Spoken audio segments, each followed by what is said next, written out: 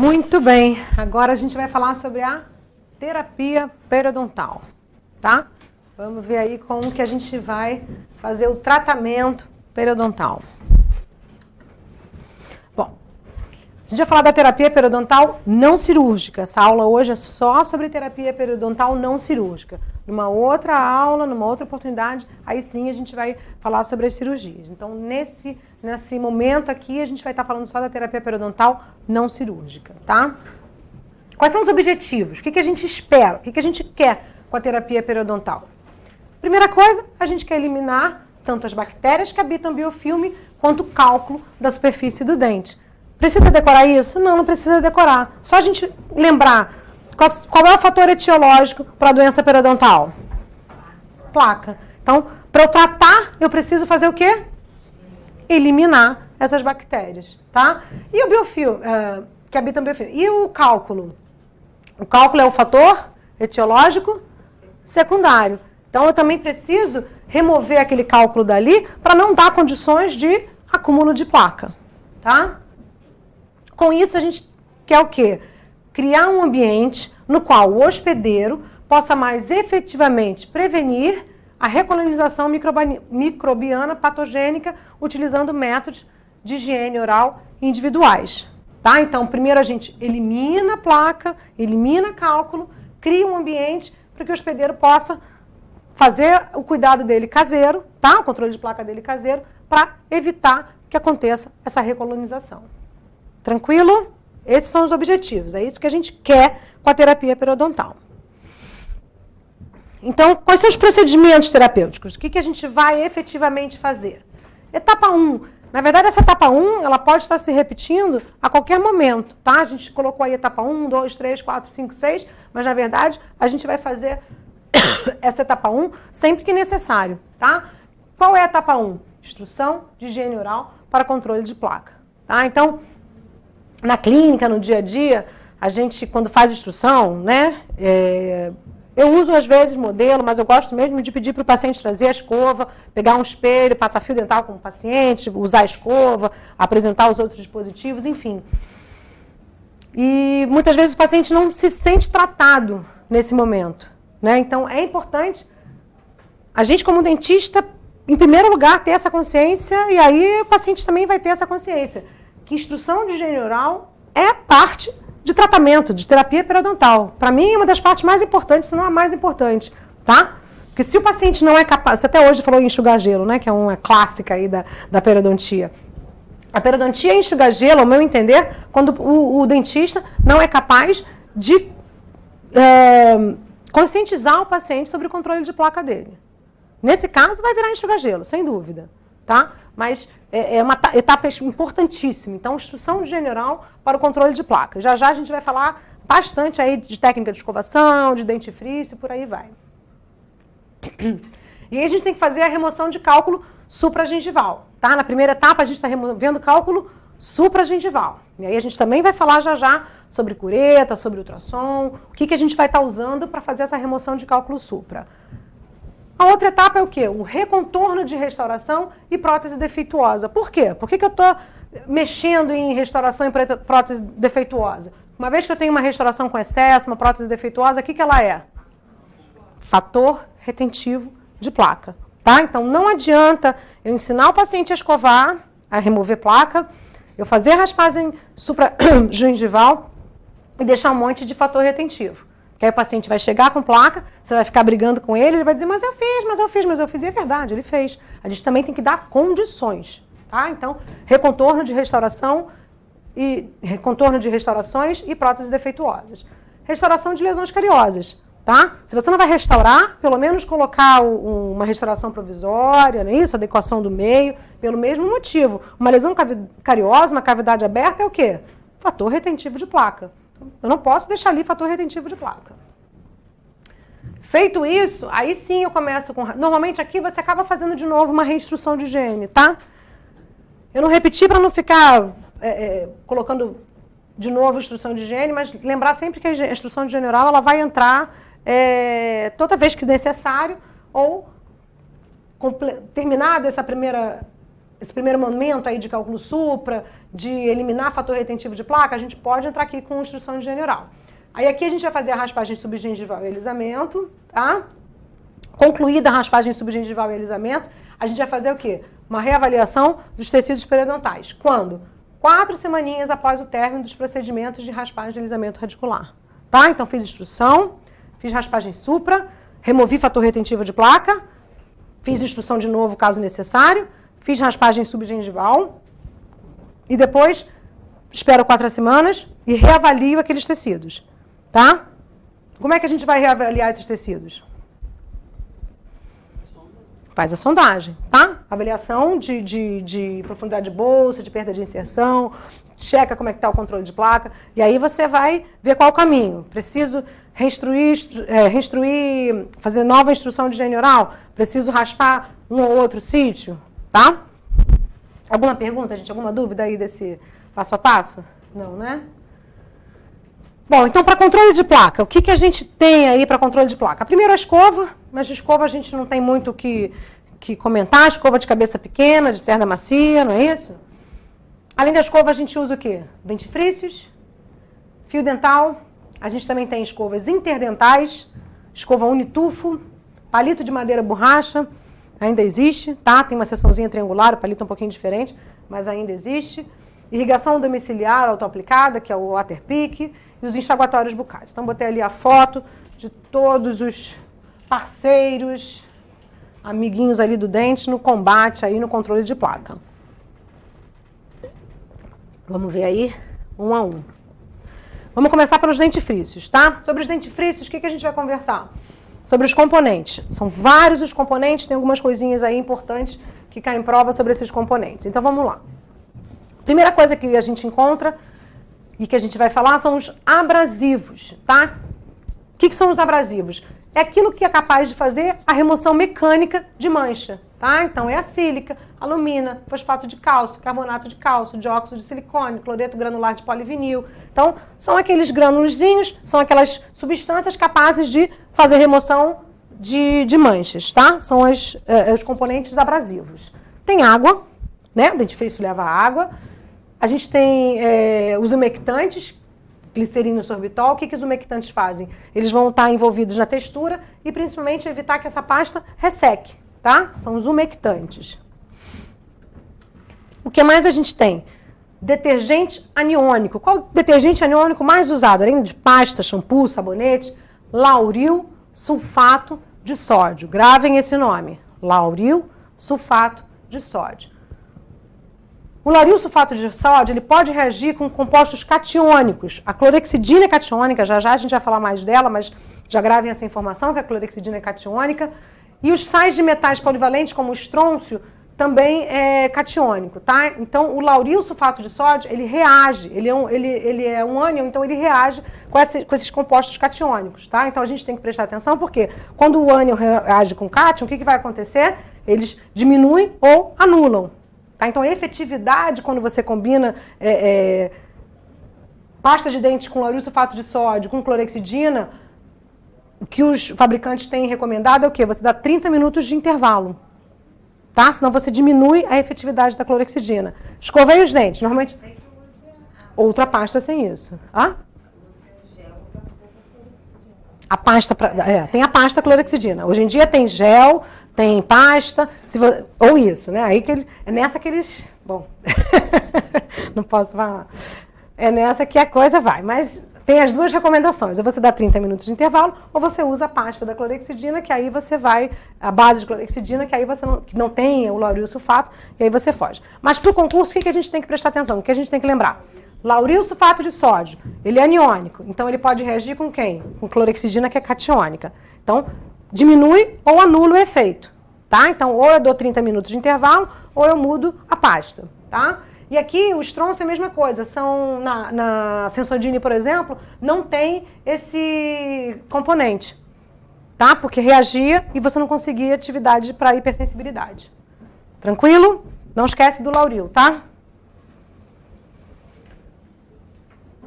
Agentes flavorizantes e adoçantes, tem a sacarina. Tem alguma dúvida do lauril ou não? Tô só fazendo aí os comentários. Façam que ele aparece com frequência. Mais componentes. Tem agentes terapêuticos, então você coloca fluoretos dentro da pasta, não é isso? Para prevenção de cárie. Você tem agentes anticálculo, isso aqui também é importante, isso aqui funciona, tá? Isso não é só venda, não. Pirofosfato, ele é ideal para pacientes que formam muito cálculo. Ele diminui até 30% ou mais a formação de cálculo supragengival, ao interferir na formação dos cristais. Lembra que a gente conversou sobre a composição do cálculo? Então não tinha a formação daqueles minerais, de cristais, disso, daquilo? O pirofosfato age ali. Então ele realmente é efetivo, tá? Ação anticálculo. Tem polifosfatos como agentes clareadores, remoção química de manchas, presente em pastas clareadoras. Tá? Sais de estrôncio e potássio como dessensibilizantes. Espessadores. É o quê? É o que vai dar o aspecto espesso, um aspecto viscoso. É a sílica e algumas gomas. E também tem corantes e preservativos, tá? Que vão manter a pasta ali no tubo sem ela estragar. Tranquilo? Então, aí, ó, pra gente ver as técnicas de escovação, quando a gente escova o dente num dia normal, né? E quando o paciente vai no dentista, ele faz uma escovação bem caprichada. Vamos lá, gente. Técnicas de escovação. São um monte, né? Vamos tentar lembrar delas aí, fazer aí umas associações para a gente poder acertar essas questões na prova, que cai bastante também, tá? Então, a primeira delas, técnica de Stillman. Como é que é a técnica de Stillman? Você faz uma inclinação menor que 45 graus. Não penetra no suco. Isso é importante, tá? Então, na técnica de Stillman, eu não tenho penetração no suco. O movimento como é? Um movimento vibratório e eu não desloco para o oclusal, tá? Então, não fiz 45, é um ângulo menor que 45. Já que eu faço um ângulo menor que 45, eu não tive penetração no sulco. Fiz o movimento vibratório e eu não fiz o movimento para o oclusal, tá? Para quem que a gente indica esse paciente? Paciente que tem recessão. Paciente que tem recessão, a gente não quer que a cerda vá ali na área de sulco, senão vai aumentar aquela recessão. Ok? Aí a gente tem a Stillman modificada. Continuo com a inclinação menor que 45 graus. Continuo sem penetrar no sulco. Continuo fazendo um movimento vibratório. O que eu acrescentei? Um movimento de varredura. Agora sim eu faço esse movimento em direção ao oclusal. Tá? Vibro e faço esse movimento em direção ao oclusal. Tranquilo? Aí vem a técnica de Bass. A técnica de Bass, sim, inclinação 45 graus. Com essa inclinação, vai fazer movimento vibratório dente a dente, ou no máximo agrupar 2 dentes. Tá? E tem a base modificada. Com a base modificada, você faz inclinação 45 graus, faz o movimento vibratório e acrescenta a varredura. Esse modificado, a gente sempre acrescenta essa varredura, que é esse movimento em direção ao oclusal. Tá? Nessa técnica de base, a gente penetrou no sulco, né?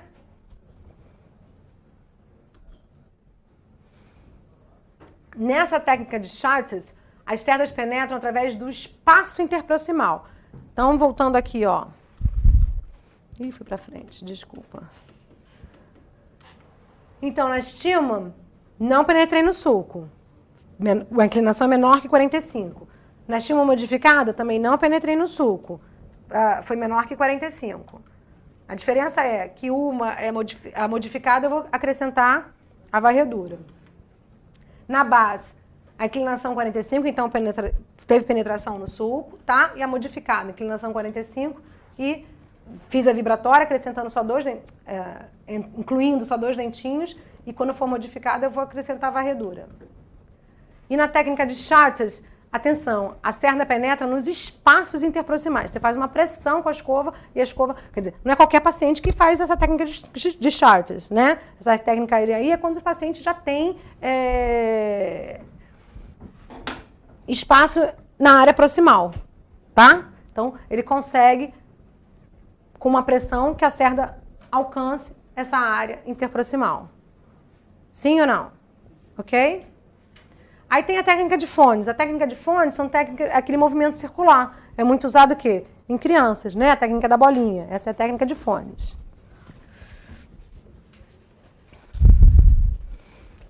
Tem ainda a técnica de Leonard, que vai ser o quê? O movimento vertical. Tá? Fez o movimento vertical. E a scrub? Scrub é o quê? Esfregar. E aí é um movimento o quê? Horizontal. Tranquilo? Stillman. Vamos voltar. Stillman, como é que é? Inclinação menor que 45. Movimento vibratório. Stillman modificado. Vibratório, menor que 45, só que a gente vai em direção ao oclusal. De base, 45 graus. Tá? Inclinação a 45 graus, penetra no sulco. Tá? Agrupando, movimento vibratório também, agrupando grupo de 2 dentes. Tá? Quando for modificado, a gente faz a varredura, o movimento para o oclusal. A técnica de Charters, o que eu fiz com as cerdas? No espaço interproximal. Tá? Técnica de fones, eu fiz a bolinha circular, tá? Técnica de Leonard, eu fiz vertical. E a scrub, lembrar de quê? Esfregar, horizontal. Para pacientes periodontais, o método mais recomendado é a técnica de base. Por quê? Porque ela enfatiza a colocação sulcular das cerdas. Ah, a gente esqueceu de falar. Qual que não é indicado para quem tem recessão? Tá? A scrub não é. E a de base. Tá? Então, paciente que tem retração, a gente vai indicar a técnica de Stillman. Porque a inclinação é menor que 45. Tá? O que acontece? Quando a gente faz essa técnica de base, é ótimo por quê? Porque você tem uma leve penetração no sulco. É ótimo. Só que paciente que já tem retração ou que usa muita força, aí não está indicado. Tá? E a scrub também. Quando você faz esse movimento de esfregar, retração na gengiva. Tá bom? O paciente usar, o movimento é vibratório, né, do outro, não é o movimento da scrub. Mas a penetração no sulco não é bom para quem tem retração. Daí acaba gerando um outro problema. Né? Vai Não,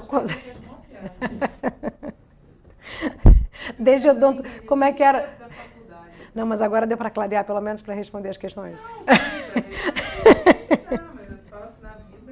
Na vida é uma separação que não tem na prática. E assim, na vida, eu vou até abrir um parênteses, eu como periodontista, essa história de você impor uma técnica de escovação, eu não sou muito a favor. Eu acho que é aquela velha história, o time que tá ganhando é o time que tá certo. Então, o paciente tem controle bom de placa, eu vou mudar a técnica dele, às vezes que eu fiz isso, foi horrível. O paciente voltou mal. Então, quando que eu vou mudar? Eu acho que essas ferramentas são importantes para quê? Para você lembrar que existem e adaptar uma técnica no que estiver falhando. Né? A paciente está com retração, o paciente não está conseguindo higienizar uma área ou outra, você vai lá e lança a mão dessas técnicas para te ajudarem. Mas também acho que é didático demais. Na prática, normalmente você acaba misturando, né? Mas na hora da prova tem que responder. Vamos ver se a gente tá craque para responder. Em relação às técnicas de escovação, marca a alternativa incorreto. O que não está certo? A técnica de Leonard consiste em posicionar as certas da escova em ângulo de 90 em relação à superfície dentária e fazer movimento vertical para baixo e para cima. A técnica de base é particularmente útil para remover não apenas a placa da margem, mas também subgengival.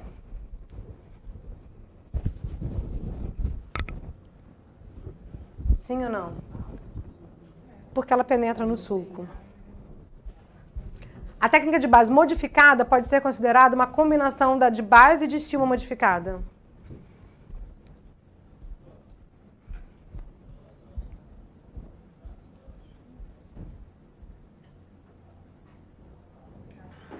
A técnica de Charters consiste em posicionar a escova em direção oblíqua em relação à superfície dentária, com as cerdas voltadas para o sulco e fazer movimento rotatório.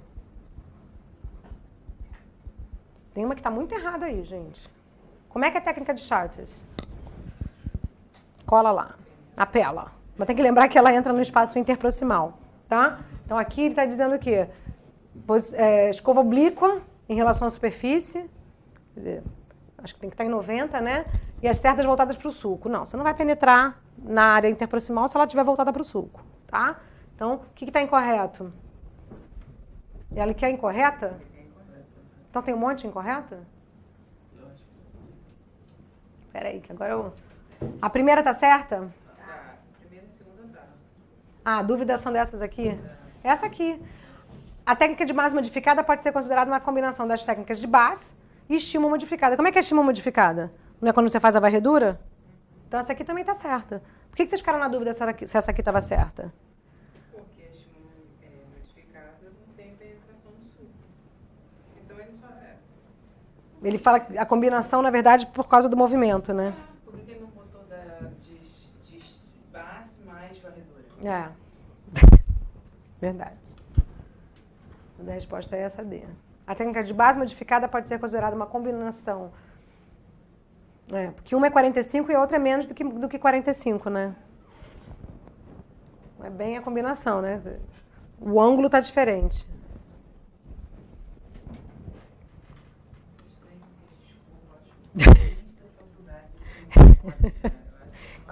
Como é que é? Odontologia social preventiva, não é? Não, mas antes de pério tem esse culpado. Eu já tive trauma com isso desde a odontologia social preventiva. Vamos lá. Era isso? Social preventiva? Era, né? Vamos lá. Então vamos sair dos dentifrícios, vamos falar aí um pouquinho das técnicas de escovação, vamos falar do fio dental. O fio dental é moleza, o fio dental é um amigão. Todos os tipos funcionam? Sim. O fio dental deve... Agora, como é que você tem que fazer? Ele tem que entrar em contato com a superfície proximal em ângulo reto para limpar efetivamente. Tá? E você tem que limpar toda a superfície proximal, não só deslizar, apicar a área de contato, não é só fazer aquele creque-creque. Você tem que entrar e abraçar, aquela velha história do abraçar, não é isso? E para ajudar também a gente tem o quê? As escovas interdentais. Periodontistas adoram escovas interdentais, são as nossas queridinhas, tá? Elas são inseridas nesses espaços interproximais e você faz o movimento para frente e para trás, tá? Qual interdental que a gente vai indicar? Ela tem que ser ligeiramente maior do que a meia. Tá? Então, você vê o espaço que está ali, um pouquinho maior, você indica a interdental. Tá? E realmente elas funcionam, gente. Interdental é show de bola. E tem as unitufo. Tá? Botei aqui. Essa aqui eu quase não vejo. Essa aqui é a mais comum. Tá? Unitufo também funciona muito. Altamente eficiente nas superfícies linguais dos molares e pré-molares inferiores. Na verdade, eu estenderia essa definição para toda a área de difícil acesso. Tá? Até trouxe aí umas fotos. Você vê, uso aí em... Como fala? É overdenture, não é isso? Tá? Então, protocolo. Essa área que tem apinhamento, que a escova não consegue alcançar, ela funciona como um pincelzinho. Tá? Região... de difícil acesso, lingual, de molar, o unitufo também é sensacional. O único problema é que você vai aumentando demais esse arsenal. Mas tem uma que um lado ela é interdental, é a bitufo. Um lado ela é interdental, um lado ela é unitufo. Então, um paciente de um lado usa interdental e do outro lado vem com a unitufo naquelas areazinhas de difícil acesso. Tá? Aí... Está desaparecendo, aqui no Brasil a gente praticamente não usa, mas existe. Tá? Palito de madeira ou borracha. Os palitos de dente montados em cabos são eficientes para limpar ao longo da margem gengival e dentro de bolsas periodontais e fucos. Eu prefiro uma interdental, mas está na literatura, vai. Isso aí o pessoal gosta de pedir em prova. Irrigação domiciliar autoaplicada. É o Waterpik. Vocês já ouviram falar no Waterpik? Hã? Então... O uso diário de irrigação oral tem mostrado reduzir placa, cálculo, gengivite, sangramento, profundidade de bolsa, patógenos periodontais. É uma maravilha, né, gente? Parece até aquelas propagandas de pasta, 5 em 1. Só que eu acho meio redundante, né, gente? Você removeu placa, consequentemente você removeu inflamação, removeu patógeno, enfim. O que consta aí do Waterpik é isso tudo. Ele é muito, muito bom. Então vamos entender. As forças hidrodinâmicas pulsáteis produzidas pelos irrigadores podem remover os resíduos de alimentos dos espaços interdentais e de áreas que retêm placa. Isso aí é o Linde falando. O Carranza diz que a eficácia clínica tem sido obtida por 1.200 pulsações por minuto, regulada para pressão média ou alta. Tá? Então o pessoal testou realmente o Waterpik e viu que ele funciona. Aí tem aí uma discordânciazinha. O Linde diz que a irrigação não é monoterapia, mas um adjunto. Quer dizer, ele não é monoterapia, você não pode usar só o Waterpik. Ele é um adjunto que melhora ou suplementa outros métodos de cuidados caseiros, como a escovação e o fio, para a remoção da placa, tá? O Carranza já diz que novas evidências indicam que o jato de água dental remove eficientemente o biofilme e é tão eficaz quanto o uso de fio dental quando utilizado adicionalmente à escova, tá? Então, o Linde acha que ele não pode ser usado como monoterapia, você não pode abandonar a escova e fio dental, usar só o Waterpik. Ele acha que ele funciona muito bem quando você usa a escova, o fio e complementa com o Waterpik. O Carranza não. O Carranza disse que ele pode substituir o fio dental. Você usa a escova e usa o Waterpik. Na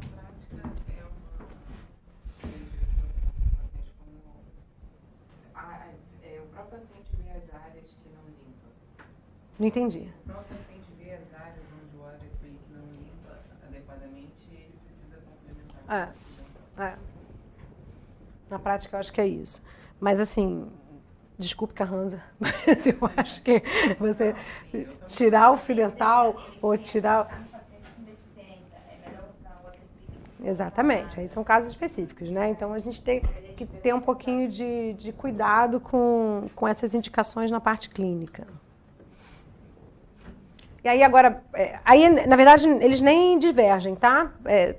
São conceitos que estão bem semelhantes. Foi demonstrado que o jato de água pulsátil é melhor do que o jato contínuo. Então, quer dizer, se você faz o jato pulsátil, que é o caso do Waterpik, é melhor do que você com seringa, que às vezes a gente falava para o paciente irrigar uma área com seringa, quer dizer, o jato consegue remover mais do que o contínuo. E o Carranza fala que o aparelho de jatos intermitentes, que são esses do Waterpik, né, são 3 vezes mais eficientes do que a irrigação contínua obtida pela aplicação por meio de seringa. Tá? Então, os dois aí estão falando mais ou menos a mesma coisa. Eles só tiveram aí opiniões um pouquinho diferentes quando o Carranza diz que substitui o fio dental.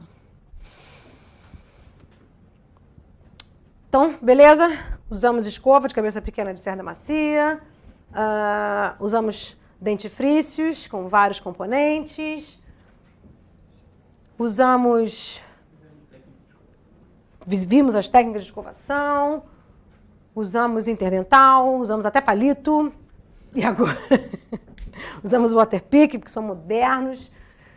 E agora a gente vai falar sobre os enxaguatórios, tá?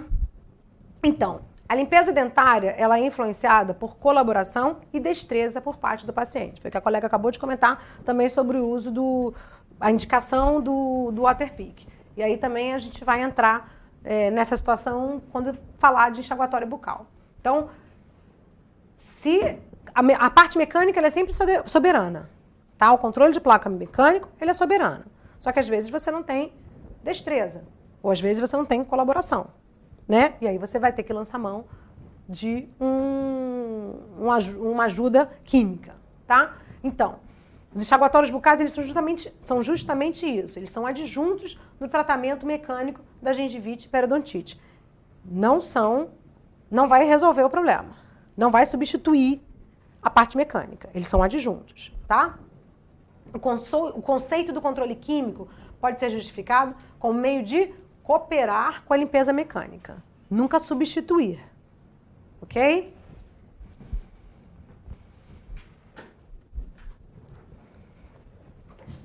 Ele ajuda o quê? A prevenir a gengivite, que precede a periodontite. Não é isso? A gente precisa evitar que aconteça a periodontite. Então, a gente também precisa cuidar para que não ocorra a gengivite, tá? A prevenção da ocorrência ou a recorrência da doença é dependente do controle de placa o quê? Supra. Não é isso? Você não tem que... Isso é importante. Nem toda gengivite evolui para uma periodontite, mas toda periodontite veio de uma gengivite. Essa aqui eu acho que é uma das melhores indicações para ir pós-cirúrgico, tá? Clorexidina e óleo essencial têm efeito positivo, significativo, quando prescritos para uso após cirurgias por períodos de 1 a 4 semanas, tá? Mais uma vez, o paciente não vai conseguir ter acesso ali para higienizar, não vai higienizar corretamente, a parte mecânica vai estar prejudicada. Eu tenho um sítio que precisa de um bom controle, né, para não ter infecção, então a gente lança a mão aí dos enxaguatórios. Tem, a gente vai falar deles. Então, vamos ver aí um pouquinho desses enxaguatórios. O primeiro, compostos de amônia quaternário, compostos quaternários de amônia, né? É o cloreto de cetilpiridínio. É qual? Cepacol, tá? A concentração do cepacol é 0,05. Eles são monocatiônicos, absorvidos prontamente, tá? A efetividade de ação é de apenas 3 a 5 horas. É muito pouco, não é isso? Imagina você mandar o paciente, para você conseguir ficar coberto, ficar protegido com esse bochecho, você teria que falar, bochechar a cada 3 horas. Né? Então, bochecha a cada 3 horas. Não tem como você pedir para bochechar a cada 3 horas, né? Mas para ele ter o efeito, a gente teria que estar sempre fazendo o bochecho, né? Nesse intervalo de tempo. Fenóis e óleos essenciais. Quem é? Famoso Listerine. Campeão de propaganda, né, gente? Qual é o efeito colateral dele? Sensação de queimação. Aí o paciente gosta, gente. Tem que arder, tem que queimar.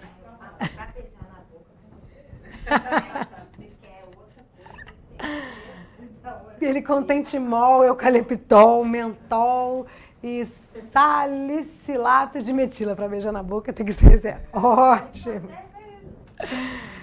Ele reduz a placa de 20% a 30%.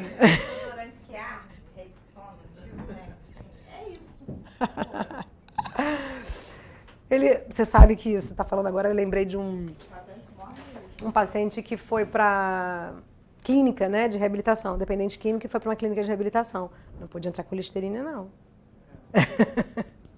Mas agora eles já fizeram fórmula sem álcool, não já? Sem álcool, arde pra caramba. Enfim.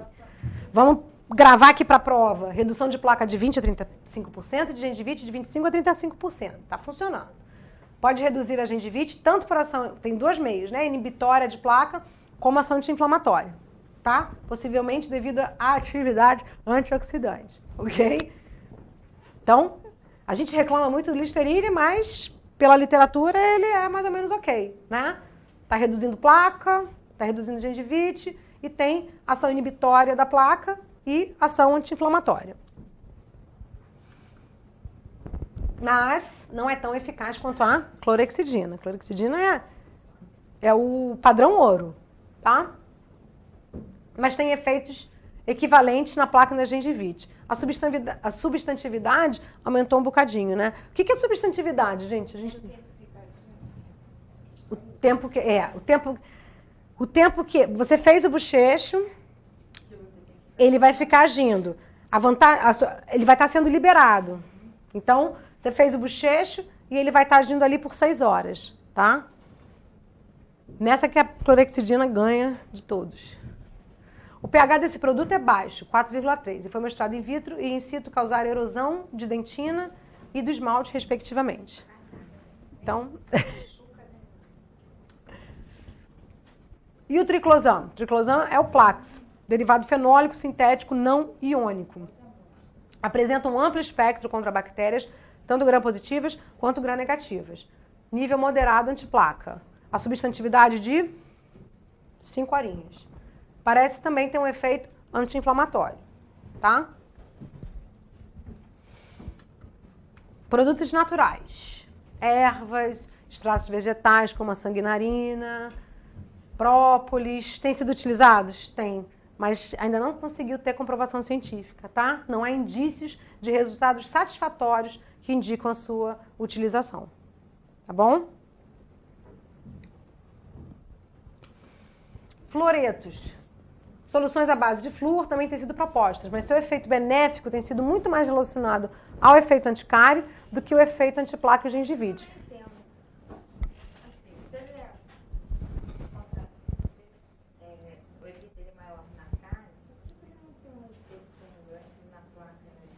Ele tem um efeito de controle de placa, mas ele é muito pequeno. Não, mas ele tem efeito anticárie. Não é isso? Ele é antiplaca. Ele é antiplaca, mas um efeito pequeno antiplaca. Tem, mas é um efeito pequeno, mas o efeito anticárie dele é enorme. É maravilhoso. Né? Para cárie é tudo que a gente precisa, mas para placa ele é limitado, tá? Sais metálicos, cobre, estanho, zinco têm sido estudados, só são efetivos combinados com outras substâncias, sozinha não. Produzindo efeito inibidor de placa e gengivite, tá? Você consegue ver esses sais combinados com outros produtos, mas mais agindo, inibindo a formação da placa, não com efeito anti-inflamatório. Os detergentes são ingredientes comuns de pasta de dente, a gente acabou de falar, e aparecem nos bochechos também, tá? Onde quem? Não pode esquecer de quem? Do lauril. Lauril sulfato de sódio é o mais comum e possui atividade antimicrobiana. Então, todas essas soluções, todas têm lauril? A grande maioria. Durabilidade moderada, de 5 a 7 horas. Ação inibidora semelhante ao do triclosan. Então, ele é bom. Só que aí é aquilo que a gente conversou. O lauril sulfato de sódio interage com a clorexidina. Aguardar 30 minutos após a escovação para bochechar, mantendo assim toda a sua eficácia. Tá? Só lembrar que um é positivo, o outro é negativo, então anula. Ou, pelo menos, reduz. Ok? Agentes oxidantes. Além de clarear os pelinhos, a gente faz bochecho, não é isso? Tem sido utilizado amplamente como desinfetante. Endo usa ainda bastante água oxigenada? Não, né? Vai de água sanitária mesmo, né? Hipoclorito, né? Vamos lá. Tem sido utilizados amplamente como desinfetantes em pério e endo. O peróxido de hidrogênio tem sido empregado para o controle de placa e para clareamento dentário, assim como o tratamento de gume. Existem poucos dados do seu efeito antiplaca que justifiquem sua utilização, tá? Não age bem antiplaca, mas tem muita gente que usa em casos mais agressivos, tem gente que... tem gente que gosta de usar água... Inclusive aquela de 40 de... Para pele é muito bom, né? Para pele... Bota 2 para 1. Quando eu faço assim, prefeitura, que não tem, às vezes tá um sangramento daqui nas páginas, nossa, ela tá querendo comprar... Não, eu acho que tem sua indicação, sim. Para controle caseiro, eu acho que não. Né? Para você indicar, fazer bochecho em casa, não justifica. A não ser que o paciente esteja com gum, ou, enfim. Mas, nesse caso, sim. Você fez uma raspagem, está num lugar que você não tem outra opção, vale a pena lançar mão de agente oxidante. Aí tem a iodopovidona 1%, não tem efeito antiplaca, tá? Substantividade de 60 minutos, justifica botar para bochechar por causa de 60 minutos. E ainda pode levar a efeito colateral, alterando a função da tireoide. Beijo, tchau para ele, né? Agora vem ela. Maravilhosa. Perfeita. Ela é perfeita? Não, não tem perfeição, né? Mas ela é o padrão ouro, tá, gente? Todos os... Mas assim, até que o defeito dela...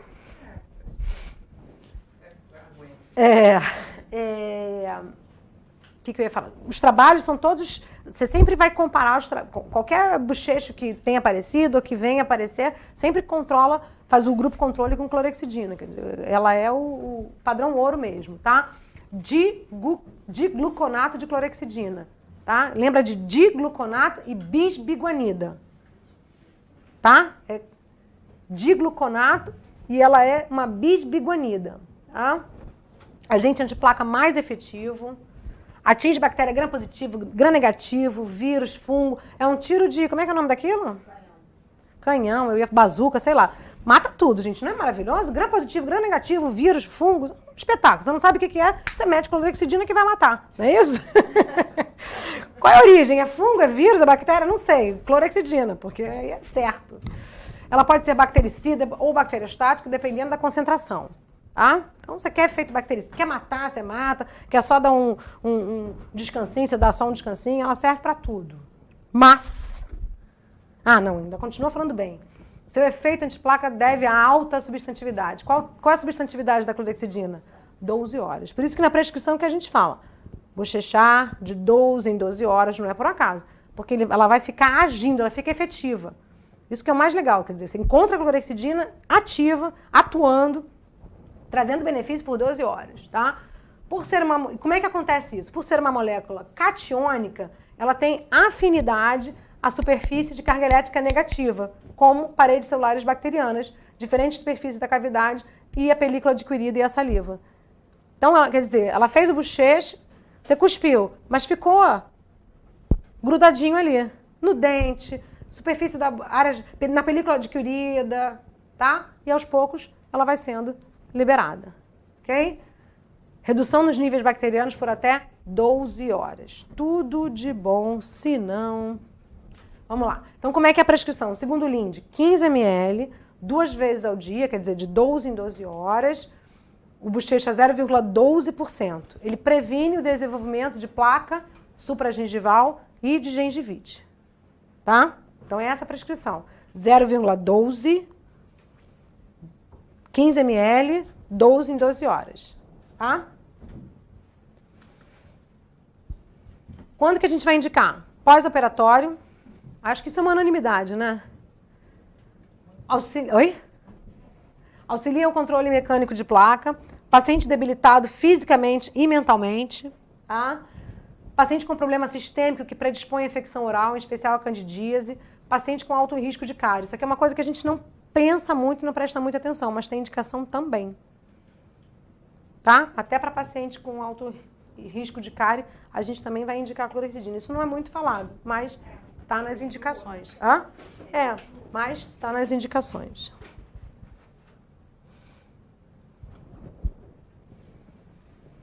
Úlceras orais recorrentes, paciente em uso de aparelho ortodôntico, paciente hospitalizado, implantodontia. Antigamente só tinha ela em solução, né? E agora tem ela em gel.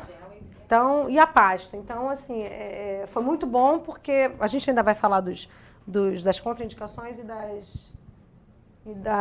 dos efeitos colaterais. Mas o advento... Eu já pedi, antigamente eu cheguei a pedir para fazer em farmácia de manipulação. Mas agora tendo em gel é maravilhoso, que aí para área específica você não tem o problema do manchamento, né? Isso aqui é importante também, gente. Deixa eu voltar. Então, falamos das indicações. Aí, ó, atenção. Ela tem baixa atividade tóxica sistêmica em humanas. Baixa, tá? Não quer dizer que ela não tenha. Baixa atividade tóxica sistêmica em humanos. Não produz qualquer resistência apreciável de micro-organismos bucais, tá? Não faz resistência de bactéria. E ela não está associada a nenhuma alteração teratogênica, tá? Alteração teratogênica é alteração no feto, ok? Então, são 3 coisas importantes. Baixa atividade tóxica, sistêmica, não produz resistência e não está associado com alteração teratogênica. Efeitos colaterais. Manchas marrons nos dentes, língua e restauração de resina e silicato. Quer dizer, não mancha só dente, mancha também material restaurador. Pode acontecer uma diminuição transitória do paladar, quer dizer, se o paciente falar, estou achando estranho, estou sentindo o gosto das coisas, isso é transitório, depois o paladar vai voltar ao normal. Tem pacientes que podem apresentar erosão na mucosa e, em alguns casos, inchaço de parótida. Isso aí a gente nunca viu, mas está registrado em literatura e cai em prova, tá? Inchaço de parótida. E algumas vezes respostas alérgicas, também é pouco frequente. Eu não lembro de ter visto resposta alérgica à clorexidina, tá? Mas inchaço de parótida cai em prova, tá? Já teve a 1? Já, né? Deve ter sido de técnica de escovação, né? Os dentifrícios são auxiliares na limpeza e no polimento das superfícies dentais. De acordo com o exposto, marque a alternativa correta. O óxido de silicone é um tipo de umectante presente na composição de alguns dentifrícios. Os dentifrícios aumentam a eficácia da escovação, devem ter grande capacidade de abrasão nas superfícies radiculares. Os pacientes que formam quantidades significativas de cálculo supra se beneficiam do uso dos dentifrícios com pirofosfato. Os produtos contendo fluoretos e agentes antimicrobianos não fornecem nenhum tipo de benefício adicional para o controle de cárie e gengivite. Gosto disso. Pirofosfato? Isso aí. Ação anticálculo. Muito bem. Preencha a lacuna abaixo e em seguida assinale a alternativa correta. Principalmente sorbitol e glicerina, têm a função de prevenir o ressecamento.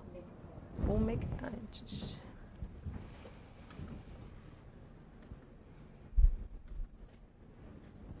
Entre as diversas técnicas de escovação, aquela que é particularmente efetiva nos casos de recessão da papila em virtude da penetração de cerdas nos espaços interproximais. Quem penetra? Charters. Avalie as informações em relação às técnicas de escovação. Na de Charters, as cerdas são posicionadas em direção apical. Na técnica de Stillman, depois da cabeça da escova ser... Agora eu tô rindo com o desespero dela com as técnicas de escovação. E aparece pra caramba em prova, não tem como fugir. Tem que ficar amiguinho, tem que gostar. Na técnica de Stillman, depois da cabeça da escova ser posicionada corretamente, uma leve pressão com vibração é realizada sem que a escova saia da posição original. Dá 3 pulinhos e dá uma voltinha. O objetivo da técnica de Bass é posicionar as cerdas subgengivais em sentido apical. Na técnica de Bass modificada, acrescenta-se a técnica de Bass, movimento da cabeça da escova que é girada em direção à margem gengival. Ufa, o que está correto, gente? Eu vou beber uma água, vocês me respondem. Lê aí com calma de novo. Se precisar colar, cola. Vai.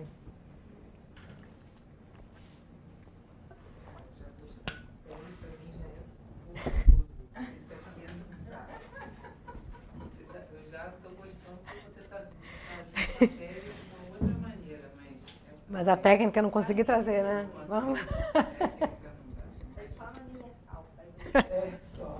Não, vamos lá, gente. Aqui. Marquei até a certa só para a gente raciocinar em cima, para ficar menos penoso, né? Assim. Vamos lá. Avalie as afirmações em relação. Ele quer saber o que está correto. Bom, na primeira, técnica de Charters. Por que não está correto? As cerdas são posicionadas em direção apical. A Charters não tem que entrar interproximal? Se você virar lá para o ápice, vai entrar interproximal? Não. Então essa está errada. Na técnica de Stillman, depois da cabeça da escova ser posicionada corretamente, uma leve pressão, vibração, sem que a escova saia da posição original. É que esse sem que ele dá uma complicadinha, a gente já se perde, mas não falou nada que esteja errado, não é isso? Faz o movimento vibratório. Muito louco. Stillman é de 45 ou é? A Stillman não é menor que 45. A técnica de Bass é posicionar as cerdas subgengivais. A base não faz a penetração? 45, tá? O movimento da cabeça da escova que é girado em direção à margem gengival. O que está errado aqui nessa? Acrescenta-se a técnica de Bass, o movimento da cabeça da escova que é girado em direção à margem. Você gira em direção à margem? Direção oclusal. É varredura. Você não varre para a gengiva, né? Você varre para o oclusal. Viu como é que não é tão ruim assim? Na hora da prova você não vai estar Não, mas tem que tentar fazer essas associaçõezinhas, porque o negócio é o texto que eles vão colocar sobre a técnica. Essa parte que é pirante. Mas vocês vão conseguir. Vai. Ninguém vai perder por causa de uma técnica de escovação. Ai. Vamos lá. Em relação aos recursos mecânicos para controle de biofilme, é correto afirmar que, lá vem mais, técnica de Charters, as cerdas da escovação são posicionadas paralelas ao longo eixo. Vamos tentar imaginar, gente, a cerda está paralela, o longo eixo está aqui, a cerda paralela ao longo eixo, não dá nem para escovar, né? Como é que é? A falta de higienização da língua e a consequente formação dessa burra lingual não tem nenhuma relação com a litose. A técnica de escovação de Bass consiste na colocação das pontas das cerdas da escova forçada para dentro do sulco, com angulação de 45 aproximadamente com o longo eixo do dente. Eu não sei se forçada, né? Forçou um pouquinho de barra, pois é. A utilização correta do fio consiste em cortar um pedação de aproximadamente 30 centímetros, segurá-lo com os dedos médios das mãos e passá-lo gentilmente através de cada área de contato sem introduzir no sulco.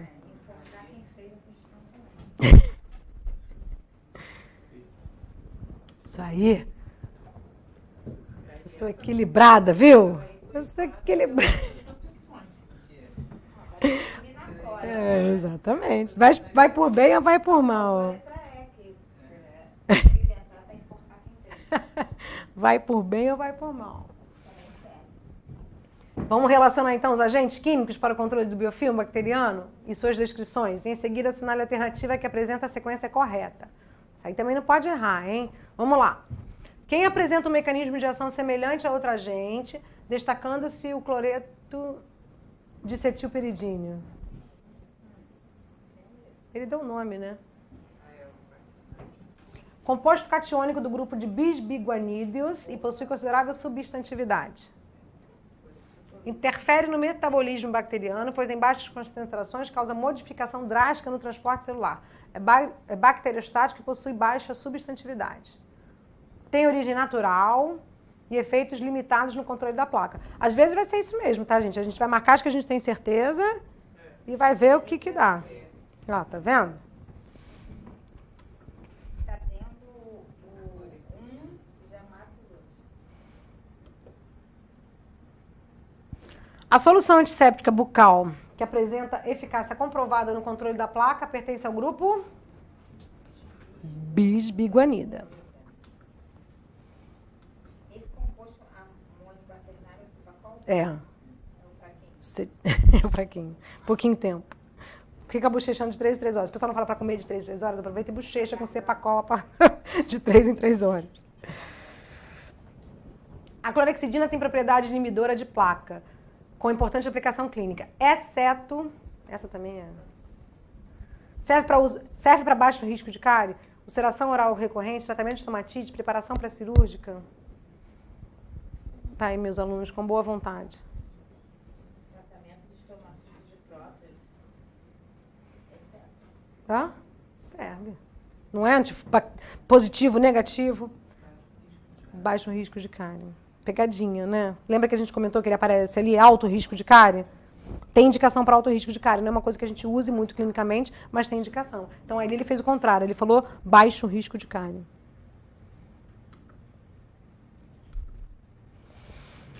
A clorexidina apresenta alguns efeitos colaterais. Dentre esses efeitos, pode citar um efeito raro, porém citado na literatura, que a gente usa para botar na questão de concurso, que é a tumefação unilateral ou bilateral.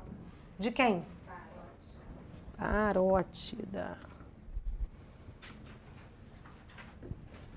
São efeitos adversos decorrentes do longo período de utilização. Queimação, irritação de escamação, alteração da visão, manchamento do dente. O que está certo e o que está errado? Alteração da visão é forçação, né? Bochecha e fique cego, Deus me livre. Não, essa não, tá? Até agora, graças a Deus, ninguém verificou alteração. Vai ser a sensação de queimação, a irritação da descamação e as manchas, tá? Foi? Dentre todas as medidas de higiene oral listadas abaixo, a única que é dispensável para o tratamento eficaz da gengivite associada à placa em pacientes sem restrição física ou médica. Fio, escova, controle profissional e orientação de higiene, dentifrício, uso de antimicrobiano de forma colutória.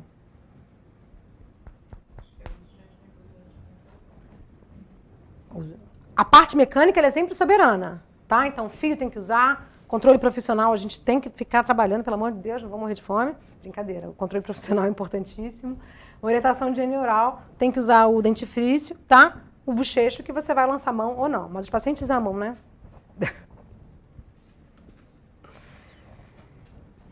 Segundo Linde, em relação a agentes químicos para controle de placa, qual das alternativas abaixo está incorreta? Antimicrobiano não iônico triclosan é considerado parte do grupo fenóis e tem sido amplamente usado por muitos anos em vários produtos. Íons de fluoreto têm efeito contra o desenvolvimento de placa e gengivite. Lauril sulfato de sódio é um detergente comum utilizado em pastas de dentes e enxaguatórios. Clorexidina está livre de um sistema de toxicidade no uso oral e a resistência microbiana e a suprainfecção não ocorrem. Tem pegadinha aí, fica atento.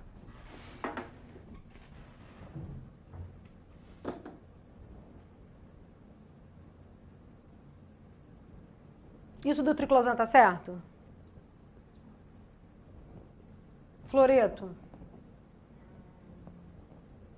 Tem. É difícil da gente aceitar, mas tem. Tá? O Lauril tá certinho? Tá.